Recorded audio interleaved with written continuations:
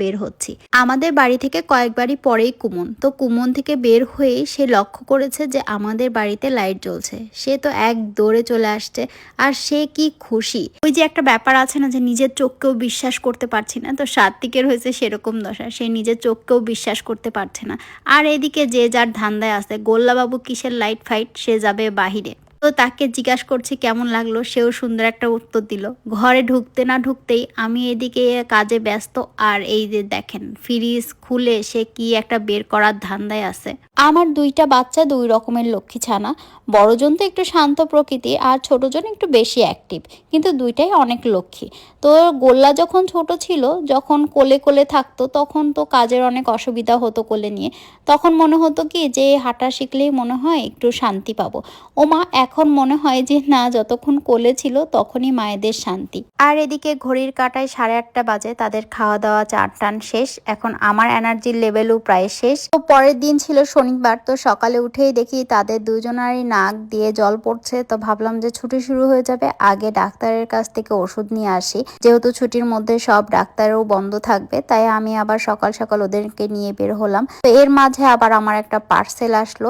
ভাগ্যিস আমি বের হওয়ার সময়ই পার্সেলটা আসছে, তো এই জন্য আমি পার্সেলটা নিয়ে একবারে বের হলাম। এদিকে আবার ঠান্ডা, তার সাথে আবার বৃষ্টি, মানে কি যে একটা বাজে অবস্থা।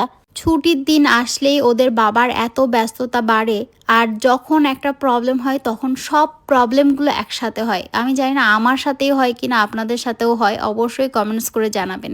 সকাল সকাল কাস্টমারের কাছ থেকে ফোন আসছে যে তাদের সিস্টেমে প্রবলেম হচ্ছে, তাই তাদের বাবাকে তাড়াহুড়া করে কাজে বের হতে হলো। যেহেতু জাপানে বছর শেষে একটা লম্বা ছুটি থাকে, আর 1, 2, 3 হচ্ছে জাপানে দোকানপাট একেবারেই বন্ধ থাকে, তাই যা খাবার দাবার কিংবা বাচ্চাদের জিনিসপত্র, সংসারের জিনিসপত্র টুকিটাকি বাজার করে নেওয়ার দরকার। তো বাচ্চাদের নিয়ে সেই টুকিটাকি বাজার করে নিয়ে আসলাম, আর বাচ্চাদের জন্য একটু আধটু খাবার কিনে নিয়ে আসলাম। যেহেতু ওরা ডে কেয়ারে যায়, সেহেতু নিজের কাজটুকু ওরা নিজেরাই করতে পারে। তারপরেও ওই যে মায়ের মন, তাই আমি নিজে হাতে খাওয়াই দিতে পছন্দ করি।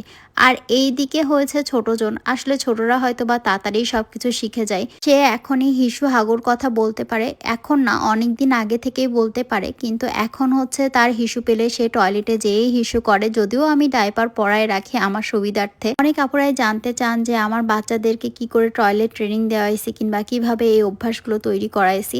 আসলে আমার এক্সট্রা করে কিছুই করা লাগে না, ওরা ডে কেয়ারে যায়, তাই ওখান থেকে ওরা একা একাই সব শিখে আসে কিংবা ওদেরকে শেখানো হয়। যেহেতু সারাদিন দৌড়ের পরে থাকি, আর তার কারণে হয়তোবা আমার পায়ের তলা অনেক বেশি ব্যথা হয়। আর এই মানুষটা প্রত্যেক দিন রাতে আমার পায়ে এভাবেই মালিশ করে দেয়। যে যত কথাই বলেন না কেন, আমার মনে হয় বিয়ের পরে একটা মেয়ের সৌন্দর্য তার স্বামীর যত্নেই ফুটে ওঠে। আর সকাল সকাল ছেলেদেরকে ডে কেয়ারে দিয়ে রান্নাঘর পরিষ্কার করে এখন আমি যাচ্ছি দাঁতের ডাক্তারের কাছে। আর অনেক আপুরা জানতে চেয়েছিলেন আমার মুখের যে কালো কালো স্পটগুলো, সেগুলো কি রিমুভ হয়েছে কিনা।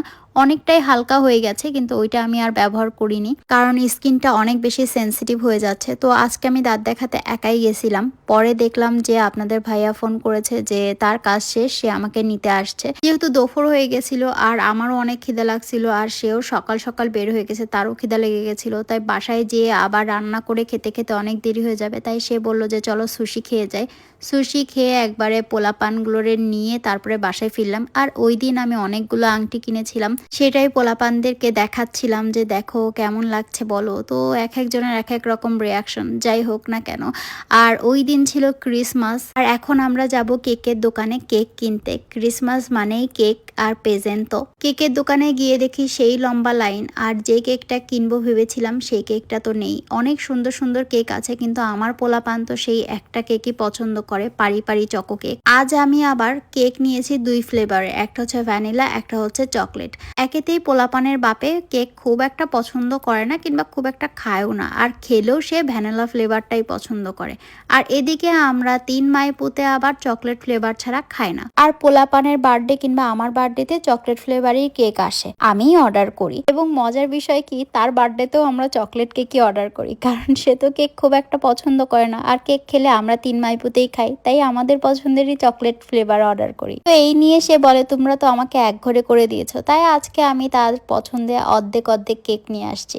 তো এই ছিল আজকের ব্লগ। তো কেমন লাগলো অবশ্যই জানাবেন। সবাই ভালো থাকবেন, দেখা হবে নেক্সট ব্লগে।